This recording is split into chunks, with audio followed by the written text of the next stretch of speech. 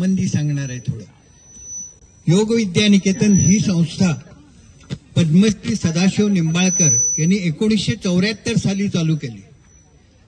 आत्ताचं जे आहे ते 50वं वर्ष आहे, सुवर्ण महोत्सव आहे आणि हे मोठ्या प्रमाणात आम्ही साजरे करतोय आता.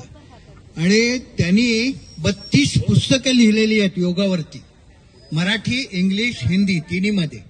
ती पुस्तकं तुम्हाला नंतर बघायला मिळतील वासंतिक योगवर्धच्या वेळेला. आता तुम्ही शिकलेला आहे, पण हे तुम्ही 7 दिवस शिकलेला आहे. आता आमचा वासंतिक योग वर्ग म्हणजे समर कोर्स ज्याला आम्ही म्हणतो, तो समर कोर्स 1 मे ते 31 मे असतो. त्या कोर्सला तुम्ही जरूर जॉईन करा. 30 दिवसाचा कोर्स असतो.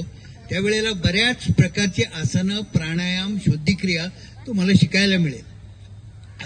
आता दुसरी गोष्ट काय माहिती आहे, योगच्या बाबतीत ना फार गैरसमज निर्माण झालेले आहेत. मी जाडी आहे, मी योग करू शकत नाही. मी म्हातारं झालं, योग करू शकत नाही. काय, मी आजारी आहे, योग करू शकत नाही. तुम्हाला एका श्लोकामध्ये त्यांनी सांगितलेलं आहे, स्वात्माराम साधूंनी, युवा, वृद्ध, अतिवृद्ध व्हा, यंग, ओल्ड, व्हेरी ओल्ड, व्याधितो दुर्बलपिया, हँडिकॅप, अपंग, काय, आजारी, कोणी माणूस योग करू शकतो.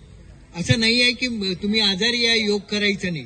सगळे लोक योग करू शकतात.